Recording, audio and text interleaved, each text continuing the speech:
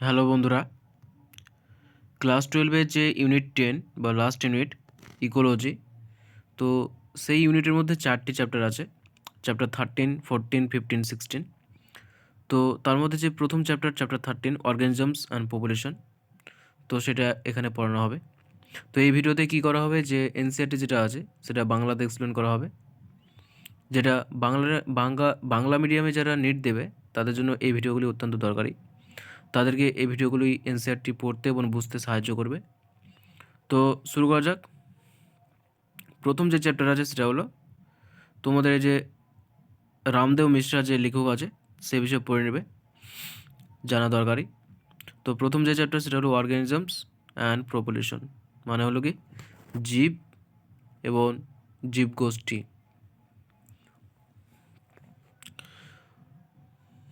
তো শুরু করা যাক। Our living world is fascinatingly diverse and amazingly complex. আমাদের যে জীব জগৎ সেটা অত্যন্ত বেশি ডাইভার্স, মানে ভ্যারাইটি, বিভিন্ন রকমের উদ্ভিদ প্রাণী আছে, কত হাজার হাজার রকমের উদ্ভিদ, কত হাজার হাজার রকমের প্রাণী আছে, মানে অ্যামাজিংলি কমপ্লেক্স এবং জটিলও। শুধু যে ডাইভার্স তাই না, তার সাথে সাথে কি জটিলও, অবাক করে দেয় এমন জটিলতা। We can try to understand its complexity by investigating processes at various levels of biological organization. তো যেমন macromolecule, cells, tissue, organ, individual organism, population, communities and ecosystem and biomes. তো আমরা এই কমপ্লেক্সিটি বা জটিলতা যেটা আছে সেটা খুব সহজে ইনভেস্টিগেট করতে পারি বা পর্যবেক্ষণ করতে পারি, তাকে যদি বিভিন্ন রকম ভাগে বিভক্ত করে নিই। এই যে জীবজগৎ আছে তাকে যদি বিভিন্ন রকমের ভাগে বিভক্ত করে নিই, তাহলে আমরা এই যে জটিলতা আছে সেটা সহজেই ইনভেস্টিগেট করতে পারি বা পরীক্ষা নিরীক্ষা করতে পারি। তো সে ভাগগুলো কি, যে প্রথমে সর্বনিম্ন যে ভাগটা সেটা হলো ম্যাক্রোমলিকুলস বা বৃহৎ জৈব অণু।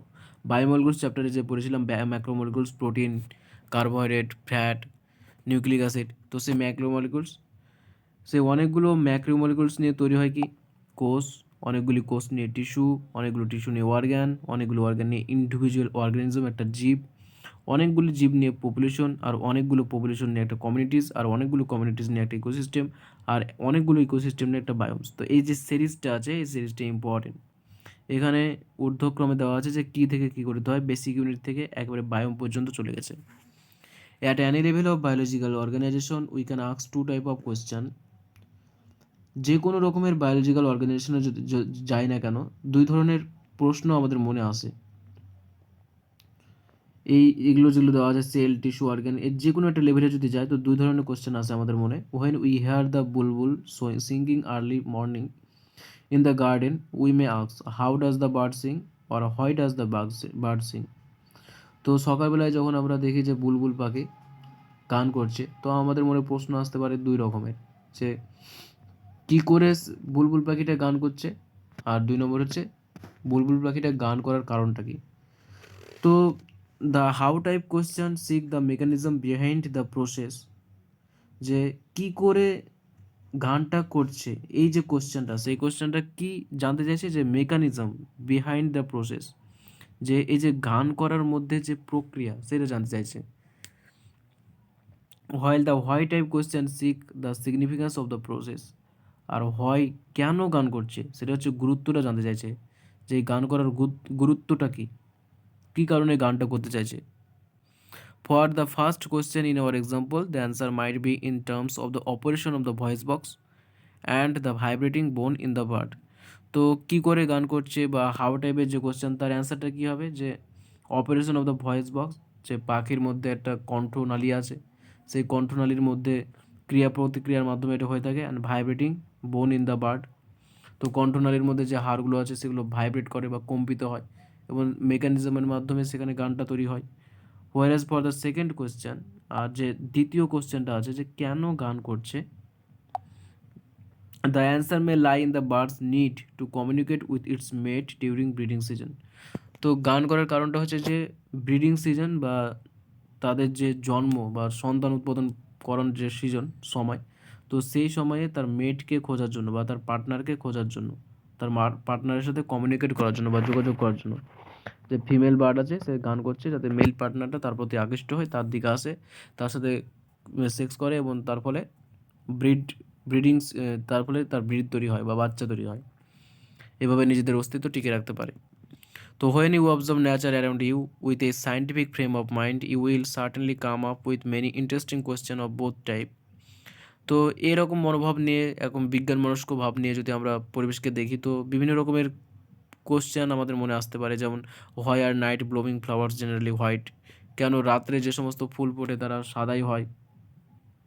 How does the bee knows which flower has nectar, কী করে মৌমাছি জানতে পারে যে কোন ফুলটাতে নেকটার আছে। Why does cactus have so many thorns, ক্যাকটাসের মধ্যে এত থর্ন বা কাঁটা থাকার কারণ কি। How does the chick recognise her own mother, কী করে একটা ছানা তার মাকে খুব সহজেই চিনতে পারে, বা একটা মুরগির বাচ্চা কী করে তার মাকে খুব সহজে চিনতে পারে। তো এই ধরনের কোশ্চেনগুলো আমাদের মনে আসতেই পারে যখন আমরা পড়ব। তো এবার দেখা যাক, তো এই যে চ্যাপ্টারটি আছে, এই যে ইকোসিস্টেম যে ইউনিটটি আছে, তো ইউনিটটা থেকে প্রায় 14 থেকে 15টা কোশ্চেন হয় এবং অত্যন্ত সিম্পল একটা ইউনিট। এর মধ্যে 4টে চ্যাপ্টার আছে, অত্যন্ত সিম্পল, খুব একটা কমপ্লেক্সিটি নেই। তো তোমরা ভালো করে এই চ্যাপ্টারগুলোকে পড়বে, প্রত্যেকটা ওয়ার্ড প্রত্যেকটা লাইন মনোযোগ দিয়ে পড়বে এনসিইআরটি থেকে। তো খুব সহজে তাহলে তোমরা 15টি কোশ্চেনের অ্যান্সার দিতে পারবে। You have already learned in previous class that ecology is a subject which studies the interaction among organism and between the organism and its physical environment.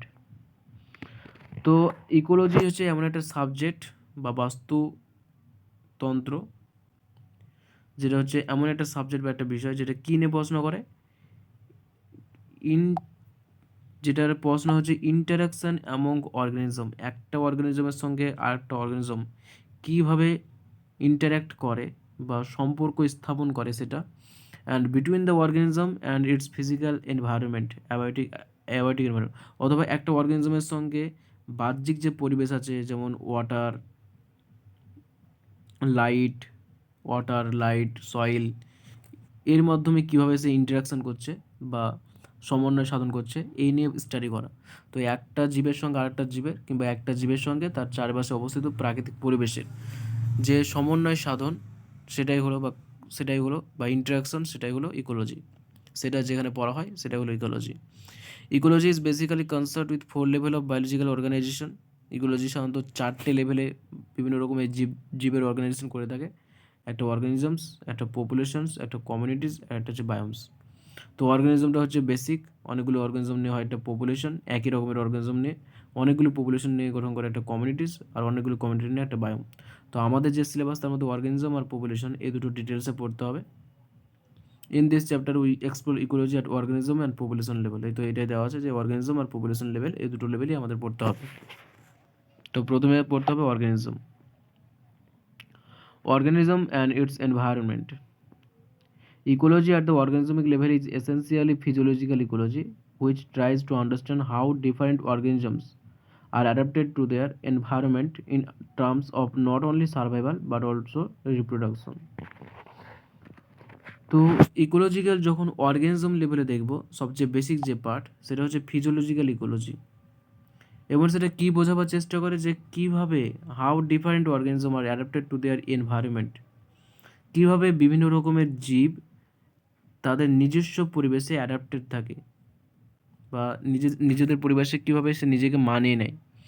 In terms of not only survival but also reproduction, শুধুমাত্র যে নিজেকে বাঁচিয়ে রাখার জন্য তাই নয়, reproduction বা জনন করার জন্য, যাতে তার পরবর্তী বংশধররাও বেঁচে থাকতে পারে। তো নিজেকে বাঁচিয়ে রাখার জন্য এবং নিজের অস্তিত্বকে টিকিয়ে রাখার জন্য যে জনন প্রক্রিয়া, সেই জননকাণ্ড সম্পূর্ণ করার জন্য কীভাবে একটা জীব তার নিজের পরিবেশ, তার নিজের পরিবেশে বা টিকিয়ে রাখে বা অ্যাডাপ্ট করে, সেটা যেখানে পড়া সেটা হচ্ছে এই যে ইকোলজি যে অর্গানিজম লেভেল, সেই অর্গানিজম লেভেলে এটাই পড়া হয়, এবং সেটা হচ্ছে physiological ecology. You may have learned in earlier classes how the rotation of our planet around the sun and the tilt of its axis cause annual variation in the intensity and duration of temperature, resulting in distinct season. তো এটা একটা ভূগোলের একটা part বলে দিয়েছে যে you have learned earlier in classes, তোমরা ছোটো বয়সে পড়েছো ভূগোলে how the rotation of our planet around the sun, কীভাবে আমাদের যে আর্থ আছে সেটা সূর্যের চারিদিকে ঘুরছে, কীভাবে আমাদের আর্থটা সূর্যের চারিদিকে ঘুরছে, and tilt of its Axis, এবং কীভাবে সে নিজের অক্ষের চারদিকেও ঘুরছে, শুধু যে সূর্যের চারদিকে ঘুরছে তা না, নিজের অক্ষের চারদিকেও ঘুরছে। এবং তার ফলে কী সৃষ্টি হচ্ছে, cause annual variation in the intensity and duration of temperature, এবং এর জন্য যে তাপমাত্রা আছে সেই তাপমাত্রার যে তীব্রতা এবং কতটা সময় ধরে সেটা আসবে, তার যে ডিউরেশন বা সময়কাল, তার ভ্যারিয়েশন হয়। যেমন শীতকালে তাপমাত্রা কম, গ্রীষ্মকালে বেশি, শীতকালের দিন ছোট, গ্রীষ্মকালের দিন বড়, এগুলো রেজাল্টিং ইন ডিস্টিং সিজন, এবং তার জন্য বিভিন্ন রকম ঋতুরও সৃষ্টি হয়। এই তো যেটা বললাম সেটাই, যে শীতকালে দিন ছোট, তাপমাত্রা কম, গ্রীষ্মকালে দিন বড়, তাপমাত্রা বেশি, বর্ষাকালে বৃষ্টিপাত হচ্ছে, শরৎকালে নাতিশীতোষ্ণ। তো এই যে বিভিন্ন রকম ভ্যারিয়েশন, তো এর জন্য হয়ে থাকে। This variation together with annual variation in precipitation account for the formation of major বায়োমস। তো এই যে বিভিন্ন রকম ঋতুর যে ভ্যারিয়েশন আসছে, বিভিন্ন রকম সিজন আসছে বা ঋতু, together with annual variation in precipitation, এবং এর সাথে যদি প্রেসিপিটেশনের ভ্যারিয়েশনটাকে উল্লেখ করি বা গ্রাফ করি। প্রেসিপিটেশন মানে কি, যে প্রেসিপিটেশন বলতে রেন আর স্নো, মানে বৃষ্টি এবং তুষারপাত, এই দুটোকে একত্রে প্রেসিপিটেশন বলে। এখানে লেখাই আছে ব্যাকেটে যে বৃষ্টি এবং তুষারপাত এই দুটোকে একত্রে প্রেসিপিটেশন বলে বা অধক্ষেপণ বলে। তো বৃষ্টিপাত বা তুষারপাত এই দুটোকে যদি এই যে অ্যানুয়াল ভ্যারিয়েশন হচ্ছে তার সঙ্গে যদি যুক্ত করে দিই, তাহলে কী হবে, বিভিন্ন রকমের বায়োম তৈরি হয়। তো তার মধ্যে এই যে বায়োমগুলো কি, ডিজার্ট, রেন ফরেস্ট, তুন্দ্রা, এই ছবিতে দেওয়া আছে, এরকম বিভিন্ন রকমের বায়োম তৈরি হয়। যে যে বিভিন্ন রকমের ঋতু সিজন তৈরি হচ্ছে, তার সঙ্গে সঙ্গে যে প্রেসিপিটেশন, এটাকে যদি ইনক্লুড করে দিই, গ্রাফ তৈরি করি, তো এই দুটোর সম্মিলিতভাবে বিভিন্ন রকমের বায়োম তৈরি হয় বা জলবায়ু অঞ্চল যেটাকে বলে। তো দেখা যাক, এই যে ছবিটা আছে, এই ছবিটা অত্যন্ত important. Biome distribution with respect to annual temperature and precipitation. তো টেম্পারেচারের সাথে প্রেসিপিটেশন বা অধক্ষেপণের সঙ্গে তুলনা করার মাধ্যমে বায়োমের বিন্যাসটা। তো মিন অ্যানুয়াল প্রেসিপিটেশন, যে গড়ে বছরে কতটা বৃষ্টিপাত হচ্ছে, তো সেটা সেন্টিমিটারে ডিনোট করা হয়। আর মিন অ্যানুয়াল টেম্পারেচার, যে কত ডিগ্রি সেন্টিগ্রেড তাপমাত্রা আছে গড়ে। তো যখন এই যে 50, 100, 150, 200, 250, 300, 350, 400, -15, -10, -5, 0 degree centigrade, 5 degree, 10 degree, 15 degree, 20 degree, 25 degree, 30 degree. তো এর ওপর ভিত্তি করে এখানে কটা বায়োম আছে, 6টা বায়োম আছে। একটা ট্রপিক্যাল, একটা টেম্পারেট, একটা কর্নিফেরাস, একটা আর্কটিক বা অ্যালপাইন, একটা ডিজার্ট আর একটা গ্রাসল্যান্ড। 6টা পার্ট আছে বা 6টা বায়োমস আছে। তো যদি এই যে গ্রাফে দেখে যায়, এই যে ডিজার্ট আছে, প্রথমে ডিজার্টটা দেখে নিই। তো ডিজার্টের মধ্যে যদি দেখি লম্বালম্বিভাবে, তাহলে বৃষ্টিপাতটা কত, 50 সেমি কম, আর তাপমাত্রা 20 সেন্টিগ্রেডের বেশি। এই যে গ্রাসল্যান্ডটা যদি যদি সেটাকে গ্রাফ হিসাবে দেখি, তো তার বৃষ্টিপাতটা কত, প্রায় 100-র কাছাকাছি, আর তাপমাত্রা প্রায় 25-এর কাছাকাছি। ট্রপিক্যাল ফরেস্ট যদি দেখি, তাহলে কি এর বৃষ্টিপাতটা কত, 150 থেকে নিয়ে 400 পর্যন্ত, আর টেম্পারেচারটা কত, টেম্পারেচারটা হচ্ছে প্রায় 25 ডিগ্রি সেন্টিগ্রেড। টেম্পারেট ফরেস্ট যদি দেখি, তাহলে বৃষ্টিপাতটা কত, 200 সেন্টিমিটার প্রায়, টেম্পারেচার কত, প্রায় 20 ডিগ্রি সেন্টিগ্রেড। কর্নিফেরাসের বৃষ্টিপাত কত, 250 ডিগ্রি, প্রায় 250 সেন্টিমিটার, আর টেম্পারেচার কত, 10 থেকে 15। তারপর আর্কটিক বা অ্যালপাইন তুন্দ্রা, এর বৃষ্টিপাত কত, 100 থেকে 150-র মাঝামাঝি, আর টেম্পারেচার প্রায় 0 ডিগ্রি সেন্টিগ্রেড। তো এইভাবে গ্রাফ আকারে দেখলে কোনটার কত তাপমাত্রা এবং কতটা বৃষ্টিপাত, সেটা পুরো ক্লিয়ার হয়ে যাচ্ছে, এবং সেটা মনেও রাখতে হবে একটা আইডিয়া করে, যাতে এই গ্রাফটা পুরো ব্রেনে ছেপে যায়। তো regional and local variation within each biome lead to the formation of a wide variety of habitats. এবার একই রকম বায়োম আছে, এবার এই একই রকম বায়োমের মধ্যে যদি আবার স্থানীয়গত দিক দিয়ে তাপমাত্রা বা বৃষ্টিপাতের পার্থক্য দেখা যায়, তো সেটা বিভিন্ন রকমের বাসস্থান সৃষ্টি করে। তো বায়োমটা একটা সৃষ্টি হলো টেম্পারেচারের সঙ্গে বৃষ্টিপাতের বা প্রেসিপিটেশনের পার্থক্যের উপর ভিত্তি করে। এবার হয়তো দেখা যাচ্ছে যে ট্রপিক্যাল রিজিয়ন আছে, এই ট্রপিক্যাল রেন ফরেস্টের মধ্যে এখানে একরকম হ্যাবিট্যাট, এখানে একরকম হ্যাবিট্যাট, এখানে একরকম হ্যাবিট্যাট, যে এখানে বৃষ্টিপাতটা 200 কম, কিন্তু এখানে বৃষ্টিপাতটা প্রায় 300-র কাছাকাছি, এখানে বৃষ্টিপাতটা প্রায় 400-র কাছাকাছি। বা এই যে যদি টেম্পারেট দেখি, তো এখানে বৃষ্টিপাতটা প্রায় 200 কাছাকাছি, কিন্তু এখানে বৃষ্টিপাতটা প্রায় 100-র কাছাকাছি। এখানে টেম্পারেচার 8 5 থেকে 10 ডিগ্রি, আর এখানে প্রায় টেম্পারেচার 20 ডিগ্রি। অথচ দুটোই কি টেম্পারেট ফার্স্টের মধ্যে। তো এভাবে বিভিন্ন রকমের হ্যাবিট্যাটও তৈরি করছে। Major biomes of India are shown in figure 13-2। নিচের দিকে ভারতের যে 4টি মেজর বায়োম বা গুরুত্বপূর্ণ বায়োম সেটা দেওয়া আছে। Our on planet Earth life exist not just in a few favourable habitats but even in extreme and harsh habitat. যে পৃথিবীর মধ্যে যে শুধুমাত্র নাতিশীতোষ্ণ পরিবেশ বা ফেভারেবল হ্যাবিটাট বা খুব সুন্দর পরিবেশ, এমন জায়গাতে যে শুধুমাত্র উদ্ভিদ আছে বা প্রাণী আছে বা জীবন আছে তা না, অত্যন্ত এক্সট্রিম এবং হ্যার্স, যে অত্যন্ত তিক্ত, এক্সট্রিম, যে ভাবা যেতে পারে না, খুবই লবণাক্ত, খুবই উষ্ণ, এরকম এক্সট্রিম, খুবই ঠান্ডা, খুবই গরম, এমন এক্সট্রিম অঞ্চল এবং হার্স বা যেগুলো সহ্য করা যায় না এমন জায়গাতেও প্রাণী আছে বা লাইফ বা জীবন আছে। যেমন কি এখানে কিছু এক্সাম্পল দেওয়া আছে, যেমন স্কর্চিং রাজস্থানের যে ডিজার্ট সেটা কতটা কি উষ্ণ, সেখানেও জীব আছে। রেন সোকড মেঘালয়া ফরেস্ট যেটা আছে সেখানে কত বৃষ্টিপাত হয়, তবুও সেখানে জীব আছে, প্রাণী আছে। ডিপ ওসিয়ান ট্রেঞ্চেস, গভীর সমুদ্র, সেখানেও জীব আছে। টরেন্টিয়াল স্ট্রিম, যে স্ট্রিম বলতে যে উষ্ণ প্রস্রবণ, এই টরেন্টিয়াল স্ট্রিম যে স্রোতময় যে স্থান, প্রবল স্রোতময় যে স্থান, খরস্রোতা, সেখানেও আছে। পার্মাফ্রস্ট স্নো ল্যাডেন পোলার রিজিয়ান যেটা আছে, যেখানে বরফ জমে থাকে, সেখানেও জীব আছে। হাই মাউন্টেন টপ, তারপর পাহাড়ে যে চূড়া, সেখানেও জীব আছে। থার্মাল স্প্রিং বা উষ্ণ প্রস্রবণ, যেখানকার তাপমাত্রা 100 ডিগ্রি সেন্টিগ্রেডও বেশি, সেখানেও জীব আছে। অ্যান্ড স্টিংকিং কম্পোস্ট পিটস, এমনকি যে পিটস বা যে অগাছা টাইপের যে অংশ, সেখানেও আছে। টু নেম এ ফিউ, এরকম আরও অনেক জায়গা আছে যেখানে জীব আছে। এবার আবার intestine is a unique habitat for hundreds of species of microbes. এমনকি আমাদের যে ইন্টেস্টাইন আছে বা ক্ষুদ্রান্ত আছে, তার মধ্যেও যেমন সিকাম যেটা আছে, সেই সিকামের মধ্যে হাজার হাজার অণুজীব আছে। তাহলে ওখানেও কিছু না কিছু অণুজীব আছে। তাহলে এক্সট্রিম কন্ডিশনে হার্টস হ্যাবিটেটেও জীব আছে, শুধুমাত্র ফেভারেবল কন্ডিশনেও নেই। তো এই যে ভারতের চারটে মেন যে বায়োম, সেটা ছবি দেওয়া আছে 1 2 3 4, এবং নিচে নামও দেওয়া আছে, যেমন tropical rain forest, deciduous forest, desert, sea coast, ওপেটো ট্রপিক্যাল, এটা deciduous forest, desert, sea coast. এই চারটে হচ্ছে কি ভারতের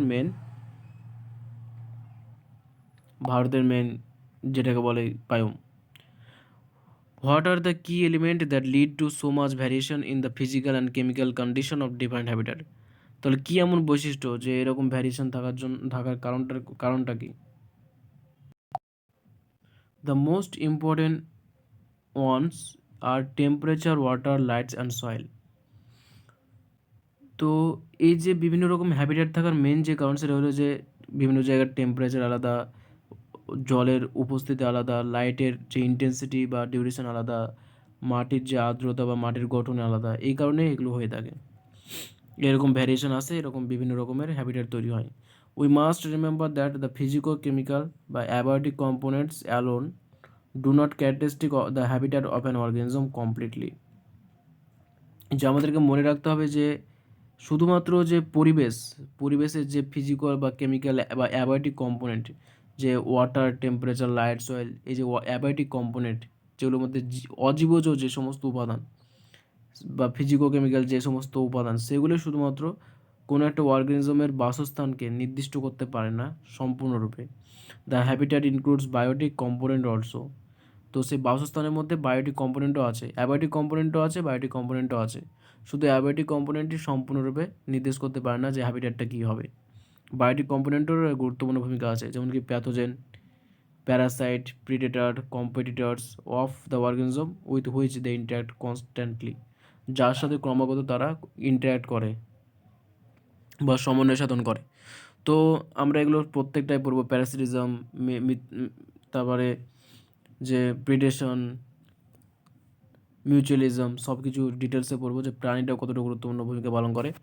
তো বায়োটিক অ্যাবায়োটিক দুটো ফ্যাক্টরি দায়ী এই কারণের জন্য।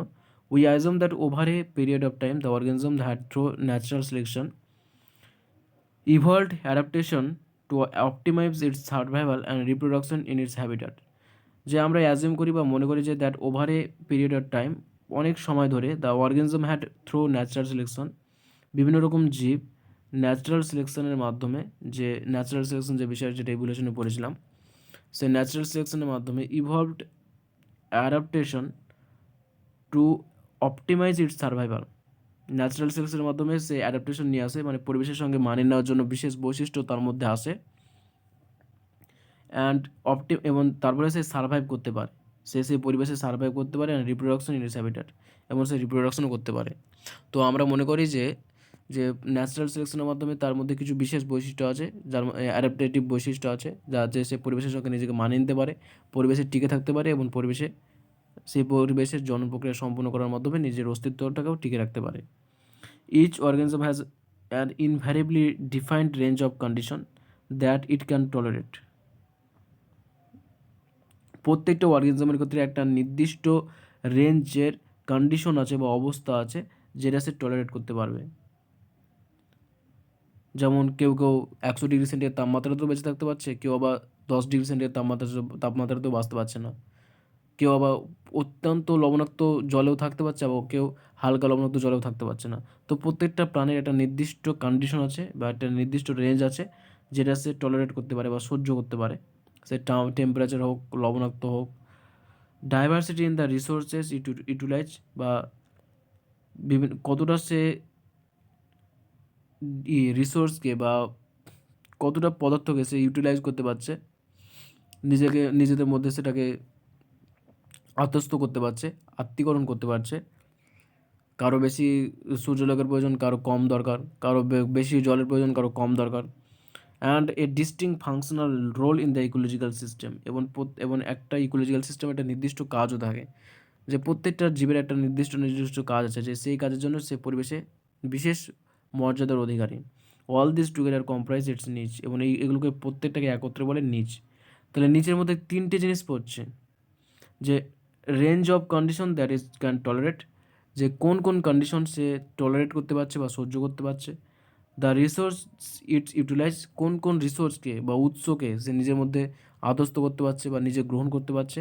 And a distinct functional role in the ecological system, এবং সেই পরিবেশে তার গুরুত্বপূর্ণ ভূমিকাটা কী বা কাজটা কী। এই তিনটে বিষয় ডিফাইন করে, যে এই তিনটে বিষয়কে একত্রে বলে নিচ। তো নিচটা অত্যন্ত ইম্পর্টেন্ট। তো এটা ছিল basic part. Organism and population যে চ্যাপ্টার আছে তার বেসিক পার্ট পড়ে দিলাম, যে জাস্ট একটা জিস্ট আকারে যে কী জিনিস নিয়ে আমরা পড়াশোনা করব, তারপরে কী বিষয়টা কী, জাস্ট একটা অর্গানিজমটা কী, পপুলেশনটা কী, এটা স্বাভাবিক একটা কমন ধারণা। তো পরবর্তী যে ভিডিও সেটাতে মেজর অ্যাবার্টিভ ফ্যাক্টর, সবচেয়ে গুরুত্বপূর্ণ যে অজীবজ ফ্যাক্টর যেগুলো দায়ী, সেগুলো নিয়ে পড়াশোনা হবে। তো যদি ভিডিওটি তোমাদের কিছুটা উপকার করে থাকে, ভালো লেগে থাকে, তো ভিডিওটিকে অবশ্যই লাইক করো। যদি কোনো কিছু বলার থাকে তো সেটা অবশ্যই কমেন্টে জানাও। এই ভিডিওগুলিকে তোমাদের বন্ধুদের মধ্যেও শেয়ার করো, যাতে তারাও এর দ্বারা উপকৃত হতে পারে। আর চ্যানেলটিকে সাবস্ক্রাইব করো, চ্যানেলটির সঙ্গে জুড়ে থাকো। এর মধ্যে আস্তে আস্তে সমস্ত ভিডিও আপলোড করা হবে। তোমাদের যদি কোনো ভিডিও আপলোড করার বলার থাকে যে এই ভিডিওটা আগে আপলোড করলে ভালো হয়, তো সেটা অবশ্যই জানাবে কমেন্টে। তো তোমাদের সবাইকে ধন্যবাদ ভিডিওটি দেখার জন্য, তোমরা এর সঙ্গে জুড়ে থাকো।